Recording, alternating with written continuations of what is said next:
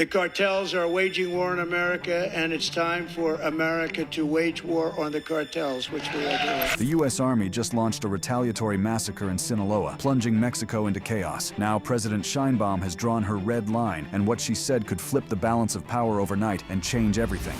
Sinaloa Massacre.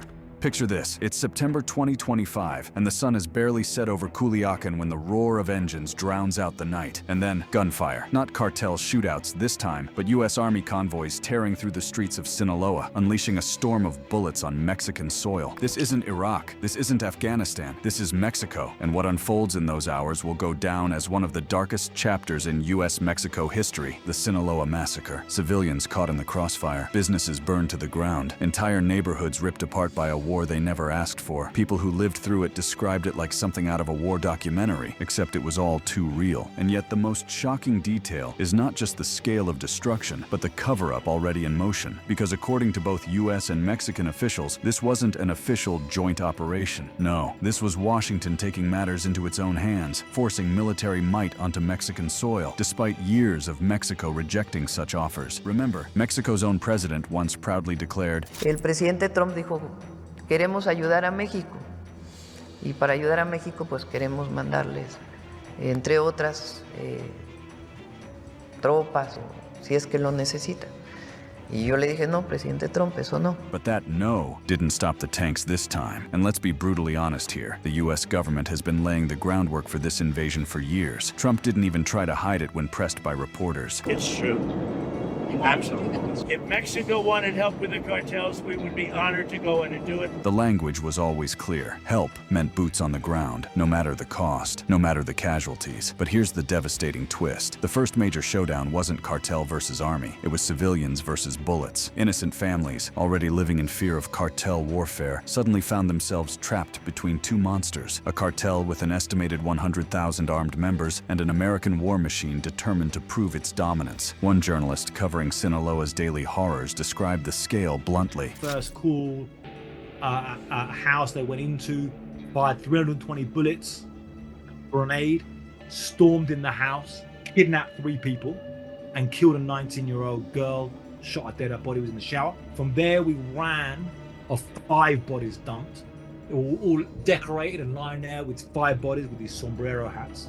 From there to another scene where there was a house shot up, and from there went to another scene with a naked body dumped. That's what Sinaloa looked like before the U.S. Army's so-called intervention. Imagine what it became after. And make no mistake, the U.S. didn't stumble into this. This was a calculated escalation. Washington has toyed with the idea of drone strikes, special forces raids, and unilateral military actions inside Mexico for years. The Trump administration openly weighed drone strikes on Mexican cartels, and experts warned it would violate international law. But as always, the line between law and power becomes meaningless when America decides it's under threat. Here's where it gets darker. Survivors in Sinaloa are now pointing to a chilling reality. The U.S. didn't just target cartel compounds. They hit entire neighborhoods, houses riddled with bullet holes, women and children among the dead. And while Washington spins it as a necessary strike against narco-terrorism, on the ground it feels like an invasion masked as liberation. Think about the hypocrisy here. American leaders frame this as protecting U.S. families from drugs, while Mexican families are literally being torn apart by the so-called protection. When Trump thundered at a rally, The cartels are waging war in America, and it's time for America to wage war on the cartels, which we are doing. his supporters cheered. But what about the families in Culiacan who now have nothing left to bury but ashes? The pattern is unmistakable. Washington always finds a way to justify intervention, first in the Middle East, then in Central America, now in Sinaloa. Always wrapped in the language of security, always claiming terrorism, always leaving behind broken communities who never asked for this fight. But here's what makes this story truly explosive. Eyewitnesses are already claiming the U.S. Army crossed a line that even the cartels don't dare to cross. One grieving resident told reporters that in past conflicts there was at least a twisted code. Civilians were off limits. But now, not even women and children were spared. As she put it, her sister didn't mess with any dangerous person. But the sheer chaos of U.S. bullets in her neighborhood meant the old rules no longer applied. And if you think this was just some local firefight, think again. This was a geopolitical earthquake, because once the first first American soldier pulled the trigger in Sinaloa, the balance of sovereignty between Mexico and the U.S. shattered. Washington has essentially declared that the border no longer matters when it comes to its definition of security. And if that's the new reality, then what happened in Culiacan may only be the beginning of an endless war spilling south of the Rio Grande. What's striking about this tragedy in Sinaloa isn't just the scale of the violence, it's the predictability of it. For years, experts, Mexican leaders, and even former U.S. officials warned that a heavy-handed American intervention would end in bloodshed, not stability. But Washington pushed forward anyway, convinced that brute force would succeed where diplomacy, cooperation, and local reform had failed. The result? A humanitarian nightmare. In Culiacan, residents are describing a daily existence that sounds less like everyday civilian life and more like living under siege. Los negocios no abren,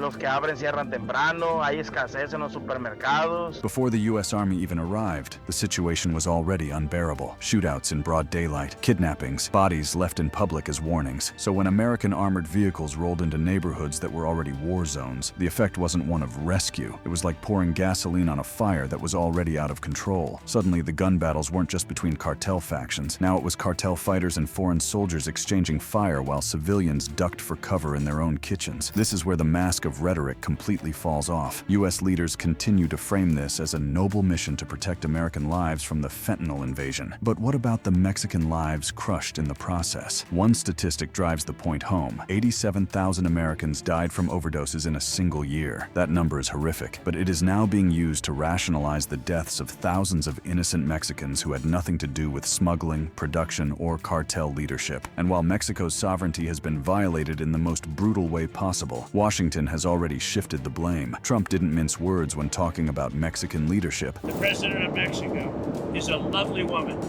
but she is so afraid of the cartels that she can't even think straight. Think about that, painting the Mexican president as weak and paralyzed, while the U.S. positions itself as the only capable savior. This isn't partnership, it's humiliation dressed as help. Meanwhile, the cartels themselves have been preparing for this moment. Intelligence estimates that the Sinaloa cartel commands as many as 100,000 fighters, making it more than just a criminal organization. It's effectively a shadow army. They're heavily armed, deeply entrenched, and unafraid of retaliation. When the Mexican military once tried to detain a cartel leader, the result was chaos. Dozens killed, hostages taken, and barracks burned. If Mexico couldn't hold them back, what chance does a foreign army have without sparking even greater fury? This is where the story turns chilling. Survivors of the so-called Massacre describe the indiscriminate nature of the U.S. attack. Whole families wiped out simply because they lived next door to a suspected cartel member. Grocery stores burned, schools abandoned, and most haunting of all, disappearances. Families still searching for loved ones who vanished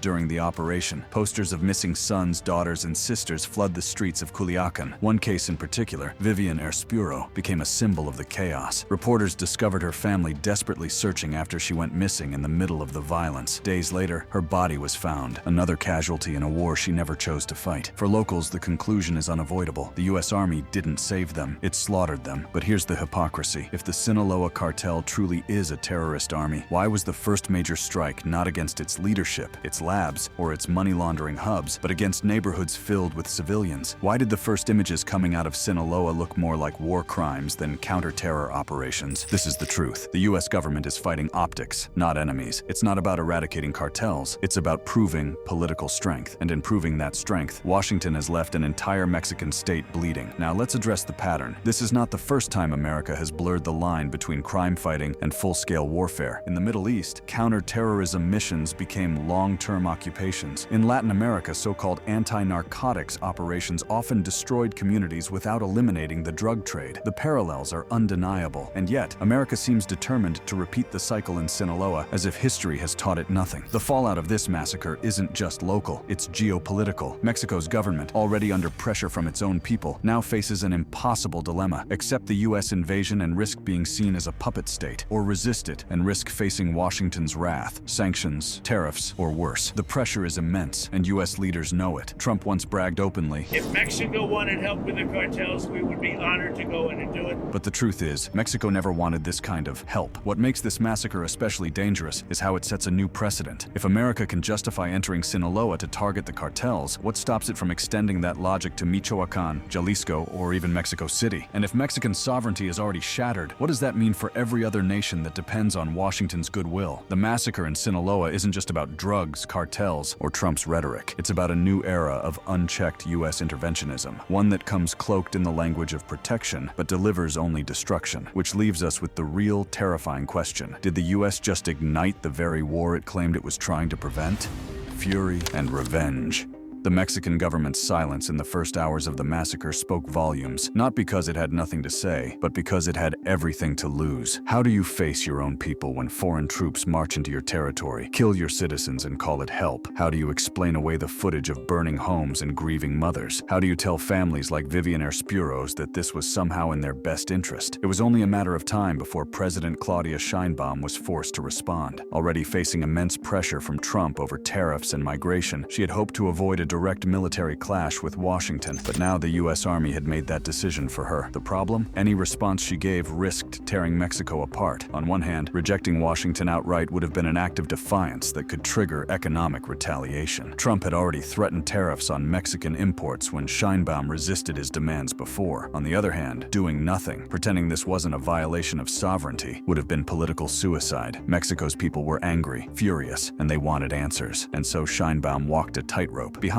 closed doors, she reminded Trump of her earlier words. Podemos colaborar en muchas otras cosas dentro del marco de nuestra soberanía. But Trump wasn't listening. He never really had. Instead, the former president doubled down. Speaking at rallies, he painted Mexico not as a partner, but as a failed state overrun by cartels. The territory to the immediate south of our border is now dominated entirely by criminal cartels that murder, rape, torture, and exercise total control. They have total control over a whole nation, posing a grave threat to our national security. In his framing, the massacre wasn't a tragedy. It was proof that America had no choice but to act. And this is where the narrative war became almost as destructive as the gunfire. On U.S. television, pundits repeated the line that cartels are terrorists. By invoking that language, the administration wrapped its actions in the same justification once used for Iraq and Afghanistan. The implication was clear. Mexico was no longer a sovereign partner, but a battlefield, an extension of America's war on terror. But in Mexico, the narrative was very different. Ordinary citizens saw the massacre as a betrayal. For years, the U.S. had lectured Mexico on corruption, on justice, on democracy. Those same Americans were pulling triggers in Sinaloa, killing Mexicans in their own homes. The outrage spilled into the streets. In Culiacan, residents organized protests, not against the cartel, but against the U.S. presence. Posters read, "Who protects us from the protectors?" For many, the massacre erased whatever thin line had once separated the criminals from the so-called liberators. And the cartels, they seized the moment. The Sinaloa cartel, already one of the most powerful criminal syndicates in the world, turned the U.S. intervention into propaganda gold. Cartel leaders reminded locals of a painful truth. Before the U.S. Army arrived, at least there were rules. A twisted code, yes, but one that often spared women and children. But after the massacre, that illusion was shattered. Suddenly, even the most vulnerable were targets. Recruitment surged. Men who might once have kept their heads down now saw joining the cartel as the only way to fight back, not just against rivals, but against the Americans themselves. And the cartel wasted no time escalating. Intelligence reports indicated that entire convoys of armed fighters began mobilizing across northern Mexico, preparing for a confrontation unlike anything the U.S. expected. Here's where the situation took its darkest turn. The cartel didn't just strike back at soldiers, they went after their families. Think about that. Soldiers stationed in Sinaloa suddenly realized their wives, children, and parents back in the U.S. were targets. The war had leapt across borders in the most personal way possible, and yet Trump's rhetoric only grew sharper. He bragged that the U.S. would do whatever it takes to destroy the cartels. He hinted at the possibility of drone strikes. Behind closed doors, officials debated whether unilateral airstrikes without Mexican approval should be the next step. In other words, the massacre in Sinaloa wasn't the end, it was the beginning. But here's what Washington didn't account for: the optics of occupation. Because once images of U.S. soldiers patrolling Mexican streets hit international media, the comparisons were unavoidable. Iraq, Afghanistan, Vietnam. The world has seen this movie before, and it never ends well. Journalists on the ground captured raw scenes: mothers carrying the bodies of their children, charred homes still smoldering, Mexican soldiers standing awkwardly as their U.S. counterparts overshadowed them. One British outlet described Culiacan as a city under foreign rule. And in Mexico's Congress, furious lawmakers demanded accountability. Some even called for Sheinbaum's resignation, accusing her of allowing foreign boots to trample Mexican soil. The reality, of course, is that Sheinbaum had hadn't invited them. She hadn't given approval. The US acted unilaterally, and Mexico was left scrambling to explain what it couldn't control. That humiliation only deepened the anger boiling in the streets. This is where the domestic consequences in the US began to show. Families of American soldiers started speaking out. "Why is my son fighting in Mexico?" one grieving mother asked after her 19-year-old was killed in the operation. Veterans groups questioned why American troops were being deployed in yet another undeclared war. And while Trump's base cheered the tough talk, moderates and critics warned that he had unleashed chaos with no clear exit strategy. The question hanging over everything was simple but terrifying. What comes next? Because the cartel wasn't retreating, it was doubling down. Already reports surfaced of coordinated ambushes on US convoys, Mexican highways littered with burning vehicles, roadblocks set up by cartel fighters armed with .50 caliber rifles, drones dropping grenades on military patrols. Entire towns became no-go zones overnight. Within 48 hours of the US incursion, entire highways were ablaze. Convoys of pickup trucks loaded with heavy machine guns and RPGs roared through Culiacan, brazenly broadcasting their strength. Eyewitnesses described scenes straight out of a war zone, black smoke rising from burning roadblocks, soldiers pinned down under sniper fire, civilians caught in the crossfire. It wasn't just chaos, it was a show of defiance. The Sinaloa cartel wanted the world to see that no foreign power, not even the United States, could roll into its stronghold and walk away unscathed. And then came the cartel's deadliest message yet. Videos began circulating online of captured US military equipment, Humvees riddled with bullet holes, crates of ammunition seized after ambushes. Some clips showed cartel fighters parading through Sinaloa with American rifles raised high, chanting victory songs. In one particularly disturbing case, a banner was draped across a destroyed convoy. "Welcome to our land. This is only the beginning." But the cracks in the strategy were already showing. While Trump framed the violence as America's battle against evil, Mexicans saw it differently, as a foreign occupation fueling bloodshed. Sheinbaum, cornered by her people's outrage, could no longer remain neutral. Her government began demanding answers, even as Trump continued to dismiss her concerns. Sheinbaum's earlier insistence that Mexico could manage its own security now rang hollow. To her critics, she looked weak, unable to defend her nation from foreign boots on its soil. To her supporters, she looked trapped, forced into a corner where any wrong move could trigger further escalation. Meanwhile, the human toll mounted. Families across Culiacan lived under constant terror. The city that was once the cartel's capital now resembled a war-torn battlefield where neither side had control. Shops remained shuttered, schools abandoned, supermarkets ran dry as deliveries ceased. Through WhatsApp groups, residents shared real-time updates on which streets were safe and which were death traps.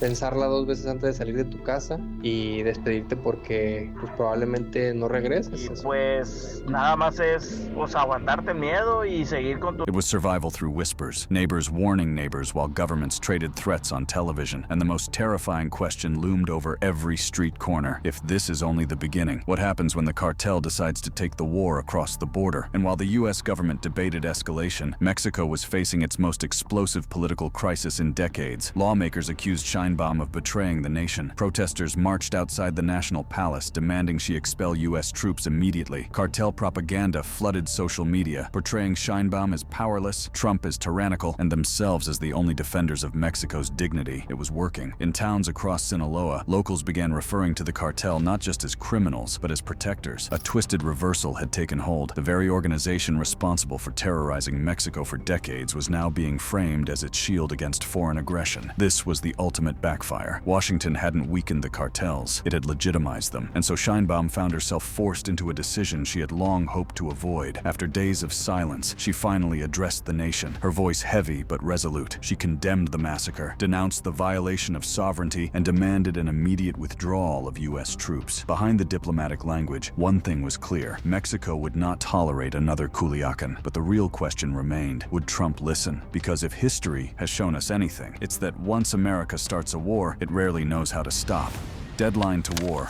History will remember this moment not just as a crisis, but as a crossroads, because what began as a US counter-cartel operation in Sinaloa has now spiraled into a confrontation that threatens to engulf two nations. The massacre was only the spark. What followed was fire, spreading faster than anyone in Washington or Mexico City could control. The cartel counteroffensive came with a brutality that stunned even seasoned observers. In coordinated attacks across northern Mexico, convoys of armed men ambushed US and Mexican patrols simultaneously. effortlessly. Highway checkpoints became killing grounds. Explosives ripped through armored vehicles. Drones, once a tool of state militaries, were now weaponized by cartels to drop grenades on unsuspecting soldiers. And in perhaps the most chilling escalation yet, the cartel proved its reach was not confined to Mexico. Intelligence leaks confirmed that American families of soldiers deployed in Sinaloa were being targeted. This was no longer just about drugs. It was a transnational war fought on both sides of the border. Trump, true to form, turned the crisis into political theater. At rallies, he thundered that the U.S. would not back down. He vowed to escalate, to expand operations, to finish the job. He reminded his supporters of the fentanyl epidemic, declaring that if thousands of Mexican civilians had to die to stop the flow, so be it. The pressure on Sheinbaum reached breaking point. Her people demanded answers. Her lawmakers demanded action. Protesters filled plazas across Mexico City, waving banners that read, "No más sangre" and "Yankees out of Mexico." For Sheinbaum, silence was no longer an option, and so she issued what history may one day remember as the Sheinbaum Ultimatum. In a televised address, her voice trembling but resolute, she set a deadline for the U.S. Army to withdraw. Mexico would not tolerate foreign troops dictating its sovereignty. And then came the words that shocked both allies and enemies alike. "If the United States refuses to respect our soil, then we will find others who will help us defend it." The implication was unmistakable. Sheinbaum was threatening to flip alliances. The idea that Mexico might turn to rivals, whether China, Russia, or others, for support sent shivers through Washington. Because if America lost Mexico, it wouldn't just be losing a neighbor. It would be losing the keystone of its entire hemispheric strategy. But Trump didn't blink. Instead, he doubled down, mocking Sheinbaum's threats as empty words. In his framing, Mexico had already lost control. It was a narco state, incapable of governing itself. And if Mexico couldn't fix the problem, then America had no choice but to fix it for them, by force if necessary. The cartel, of course, seized the opportunity. Leaders released a stream of propaganda videos declaring themselves the defenders of Mexico against foreign invaders. In one chilling clip, masked gunmen stood before Mexican flags declaring, "We fight not just for ourselves, but for Mexico's dignity." To ordinary Mexicans grieving loved ones lost in the massacre, the message struck a nerve. The cartel had transformed from predator to protector in the eyes of many. Meanwhile, the civilian toll kept rising. Journalists on the ground documented entire neighborhoods in Culiacan reduced to rubble. The military's narrative of progress was shattered by the reality of families burying children, homes left in ashes, and missing posters plastered across city walls. Here lies the irony Washington refuses to admit. In trying to crush the cartels through brute force, America has done the opposite. The Sinaloa cartel now stands stronger than ever, armed, emboldened, and legitimized in the eyes of a people who see them as defenders against foreign aggression. Trump promised to wage war on the cartels. Instead, he may have just handed them the greatest victory in their history. The question now isn't whether the U.S. won in Sinaloa. It's whether it has unleashed a conflict that it cannot contain. Because if the cartels continue their counterstrikes, if Mexico refuses to bend, and if Trump continues to escalate, then this isn't just about Sinaloa anymore. It's about the future of the U.S.-Mexico relationship itself. And the world is watching